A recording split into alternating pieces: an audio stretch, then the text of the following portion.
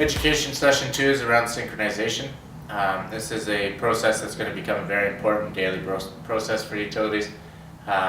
Synchronization is the process by which you provide MDMR with all of your CIS information, which will help them process and validate and store your meter read data properly. As we'll see in Session 3, MDMR processes and prepares your meter read data for billing at the time that it is received from the AMI vendors each morning. So it is critical that the MDMR have such items as your VE service code, your framing structure, and of course your SDP to meter relationships, so they know which premises the meter data belongs to. So synchronization is critical. Timing of synchronization is important to consider so that you can have MDMR properly prepared, I guess, to process your meter read data. What is synchronization? Synchronization is the mechanism by which LDCs maintain data consistency between their systems and the MDMR. Why is synchronization required?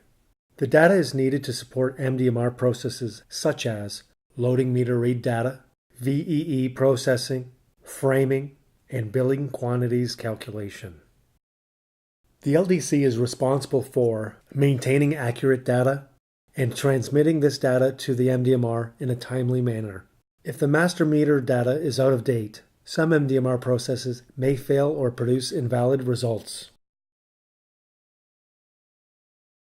When it comes to synchronization, if you submit changes to the MDMR that aren't very accurate, but MDMR updates it, you're responsible for what you send to MDMR, and that's what this slide is trying to tell you, is that if you follow the business processes and send them bad data, MDMR is just going to update bad data. So it's, the files is what the MDMR uses to update information, so what you put in the files should be accurate. It can be very impactful to your process, because if you, what the sync files are really doing is setting up, for the most part what they're doing is setting up the processing of meter read data. So if you've incorrectly synchronized which SDP a meter belongs to, that meter's consumption will be attributed to the wrong SDP. There are two ways in which the LDC can update data in the MDMR. 1. Periodic audit synchronization, or PSync. 2. Incremental synchronization, or iSync. Mike Strano explains the difference between the two methods. The big difference is that the incremental sync interface is what you use to process changes, and the periodic sync interface, you send the current state of all attributes for all SDPs. The following elements are synchronized for each SDP: SDP data, meter data, account data, CT-PT multiplier data, which is the product of CT, PT, and meter multiplier, framing structure, VEE service data, measurement data, interested party data, and component SDP data. A sync file set is composed of multiple files. Mike Strano explains. The sync files are actually a set of files. Here's a listing of the files. File 0 is what's called a manifest file. It tells the MDMR what to expect with this file set. So each of the files have sequence numbers. So the manifest file will tell MDMR this is file set number 42. And it's coming along with 2 file number 1s, 1 file number 2, 3 file number 3s, and so on. And the reason you might send more than one file is if the files become very large. For a PSync file with 40,000 SDPs, your asset data file is going to contain 40,000 records there of listing the meters. And if your AS2 client has file size limitations, it may become necessary for you to split up the files. I haven't seen that too often. For the most part, utilities aren't having to split up their files. But that's what the manifest file does. It describes to MDMR what files are coming along with this file set. Okay, file number 1 is asset data files. Describes the meters, for example. Meters are assets. COM modules are assets. File number 2 is the premise data file. So this is the file that you would submit the address in, some other premise-related information. File number 3, service agreement data file. This is your framing structure, commodity type. File number 4, parameter data files. So this would be something like the number of dials for a meter. So it's the additional attributes of an SDP or a meter. File number 5 is your relationship data file. So this is the file that you say a particular meter is related to an SDP. So it combines the different attributes. File number 6 is not used anymore. And file number 7 is that virtual meter information. This is a diagram that talks a little bit about sync file processing at MDMR. And I put it sort of into a business process type of a diagram, but so the CIS is going to generate these sync files and then move the files through the AS2 client down to the MDMR. If you submit files out of sequence, you will get what's called an IR10 report. And then because the files are as many as 7 files being submitted, and some of them can get large depending on the number of updates, it may take some time for MDMR to actually receive all the files. So if it takes them longer than an hour to receive the full file set, they will reject the file set, and that comes out on the IR10 as well. So there's what's called the maximum wait time of an hour, and the file sequence that they check. And if any of those things are missed, they will give you an IR10 report describing how they've rejected the file. When the MDMR receives those files, the first thing they do is load these files into staging tables. So if you have any exceptions during the staging table loader process, you will get a report. It's called the IR14, and it talks about exceptions in that staging table loader. If the MDMR successfully loads your sync data into the staging table, then they will begin processing it. So if you've got successful staging table loader tables, reports showing that it is successfully loaded, then you know that for example, your sync sequence number has been advanced. If you sent them file number 42 and you had a successful staging table loader report, you know that 42 has been processed, and they will next time be expecting number 43. And then you'll start to look for the updates and exceptions report that tell you about the activity in that file. They will start to process updates. They move this data into the to be published tables and then report on it from there as they're loading it into the meter master data. So you get what's called the IR06 and the IR07 reports, updates and exceptions. Those reports are generated during this process of publishing data. Okay, so I'm going to talk from a high level about some threshold checks that happen during sync processing. This is one of the things that probably have changed a little bit in the newer versions. At the time that we generated these slides, back in version 2, this was the best understanding that ISO had of the e-meter sync processing as far as threshold checks. So I think it's okay to understand this from a high level, but if you really want the details, you need to kind of go to the technical specs around how these things work. For the most part, what you need to understand is that if it looks to the MDMR like too much has changed across your service territory, they stop, right? Because, like for example, in PSync, if you don't submit an SDP in your PSync, they inactivate it. So if you ended up creating a broken PSync file that only had half of your USDPs, you wouldn't want the MDMR to inactivate half of your service territory. So there are checks in place that prevent things like that from happening. So the first check is to look for empty sync files. If it's a sync file, if it's an empty sync file, they don't process it. I don't even know why they put that there as a check. Check number 2, though, the next 3 checks are kind of similar in nature. They look for the first one is number of records. So if you have a sync file that successfully processes, and then the next sync file comes in with like half as many records, and we're thinking about P-syncs here, right? Half as many records, they will reject that, so there's too much change here. The next 2 are updates and exceptions. So if they start processing a sync file and there's just way too many updates, they would say there must have been something wrong here. For example, a good example of this would be you send in a sync file where all of your meter numbers have leading zeros. And then you do maybe a CIS upgrade or something, and all of a sudden the next sync file goes out and every meter number has no leading zeros.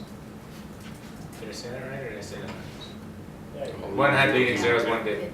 But even though the actual numbers, the significant digits there are the same, this looks to MDMR like you've changed every meter. And so you wouldn't want them to process that sync file, right? So that's the sort of thing that would be, that's an example of updates that you wouldn't want to actually have updated that MDMR. And then the last one is exception. So they start processing it, but it looks like everything is an exception, they'll stop processing. So from a high level, it's a good thing to understand that there are checks and balances at MDMR that would stop bad things from happening in your sync processing. After successful pre-validation, the following rules are applied in making updates to the MDMR. If the SDP exists in the sync file, but not the master meter data, the MDMR refreshes the existing SDP attributes in the MMD. The MDMR refreshes the existing SDP attributes in the MMD with the attributes and the relationships in the sync file. If an SDP exists in both the sync file and the MDMR, but the sync file contains an error, no updates are made to this SDP.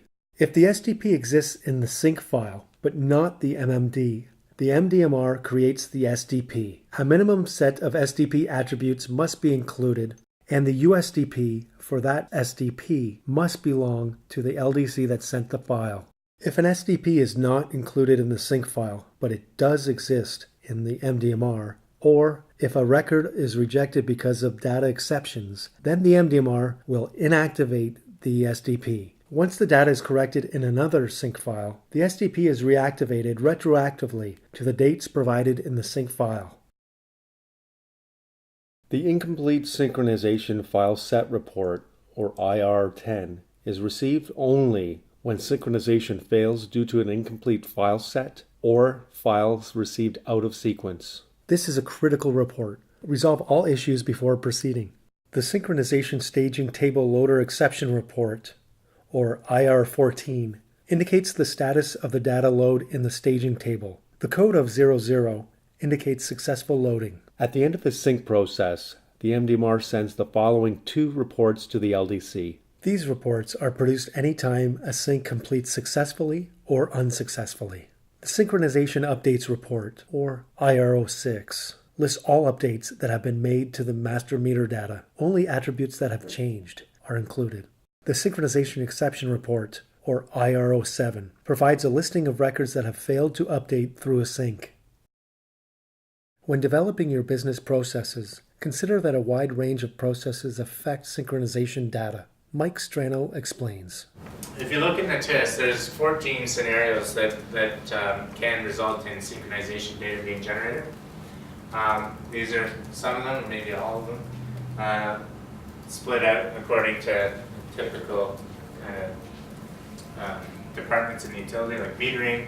You could communicate meter changes, removals, new services, record modifications and metering, VEE, service code changes or manual exceptions that you're trying to resolve at MDMR. AMCC type, once set, I don't think you ever change that for the most part. Census meters are collected by the census system. Billing, collection, service address modification, final billing of accounts. So you're ending an account relationship there. Actually, we've got a new service down in this swim lane. Bill code changes. That isn't actually in the TIS as something that goes in the sync files because bill codes don't. But if you've set your VE service code to be dependent on a bill rate code, then changing a bill rate code might in fact impact your sync data. Deleting accounts, route number changes, service status, so there's your disconnect, reconnect flags, VE service codes, framing structure. So all this stuff that you're changing at a utility affect records that go into a sync file and eventually get into an iSync file. It changes. This little decision box here, iSync before pSync.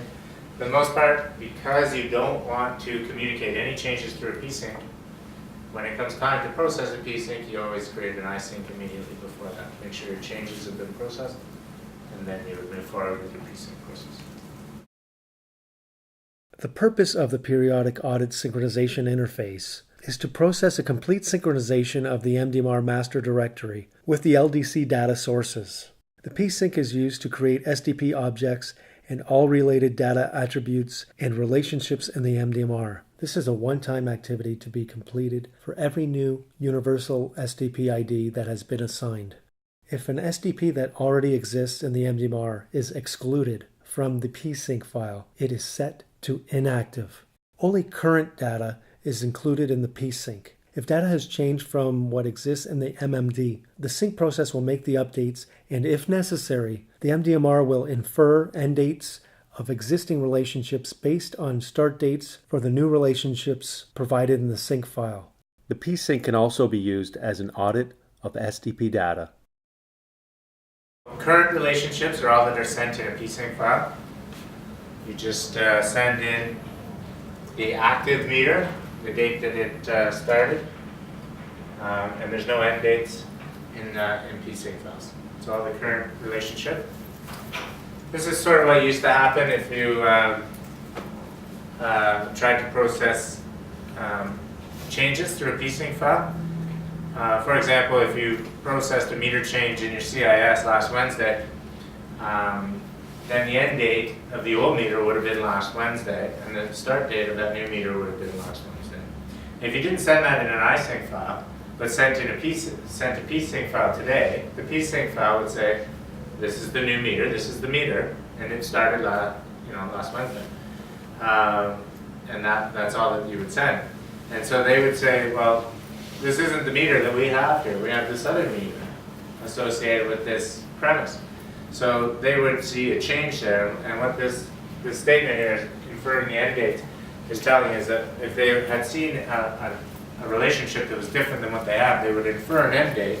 And the date that they use is the file creation time of the psync. So if we sent a psync in at 2:11 today, and they saw that there was an old relationship there, they would end that old relationship as of 2:11 today and start up the new relationship. So this is not what you would want to happen anyways, right? Because in that case, in that example, the meter change happened last Wednesday. So you wouldn't want the end date of that old meter to be today. Psync frequency and timing. Psync files may be submitted up to once a day.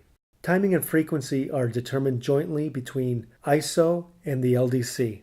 Psync files are not intended to support regular daily updates to the MDMR. The iSync is the primary method of maintaining SDP attributes and relationships in the MDMR on an ongoing basis. The purpose of the iSync is to synchronize the MDMR as specific SDP-related data and/or relationships change. The iSync contains only those SDPs whose attributes have changed since the last request. The iSync interface is used to submit a subset of attributes. Dependent on the type of transaction, for example, a meter change or an account change, it supports partial updates, for example, one or more attributes or one or more SDPs. The interface can also be used to initially load one or more SDPs with all attributes. iSync frequency and timing. Incremental synchronization files are expected from each LDC once per day. The LDC can also send multiple iSync files in a day. iSync files received by 4 p.m. will be processed by midnight. The changes will have been updated prior to meter data arriving the following morning. The changes will have been updated prior to meter data arriving the following morning. Mike Strano walks you through a sample iSync business process. Sync operator again starts the process. Is this a manually initiated process each day, or is it automated? It can be automated. I think that initially you probably want to at least handhold the transport of these files down to the MDMR so that you can stop them on the way out and learn about the files. So, when I create a meter change, this is what my sync files look like. When I create a V service code change, this is what they look like. So if you automatically submit them right out of CIS, you never get that opportunity to look at them before they go. So I think you want to at least have this partially manual in the beginning. So what I just walked through there, if you had it automated, the automated piece of that would be the initiation, the triggering of the process. And so if you had that timed each day, it would be automatically generated, and then it would be fed into the AS2, which could be either automated or manual. Through testing, though, you're going to want to be able to manually even start the process running, because you're going to want to do this several times a day to do lots of testing. So So the logic then, once it gets down to the CIS, is has there been a change at the USDP since the last time I synchronized? If nothing has changed at the account level, for all of those things that we just talked about there, meter change, account change, all that stuff, then nothing goes in the sync file for an async. It contains only changes. Okay? So if there has been a change, then file 4000 is built, but 3000 was psync, 4000 is isync. And these isync files would then be provided to your AS2, which would then provide copies to all of your downstream partners, MDMR, AMI, and ODS. And the only one that provides reports back would be the MDMR. You've got possibly an IR10, we hope not, but IR14, 6, and 7. One of the things that we reference on the diagrams and we'll continue to talk about is this concept of IR06 being the trigger for ODS to resubmit data. Thinking about timing for a second, for meter change, say, if you've removed a meter from an SDP, that meter is no longer associated with that SDP, and a new one is. So it's the new one that you need to start receiving meter data for. You can't submit meter data to the MDMR though until they've updated that sync relationship. So the only positive confirmation that the MDMR is ready to receive meter data for a new meter is communicated through the IR06. It's an update from the MDMR that says, hey, I've got this new meter to SDP relationship here. So we keep pushing for the ODS systems to use the IR06 as a trigger for data resubmission. Once the MDMR gives you a report that says these relationships have been updated, then you can resubmit data for those relationships. This concludes the Synchronization Interface module. In Session 3, Utilysys walks you through the next MDMR process, Daily Reads Processes.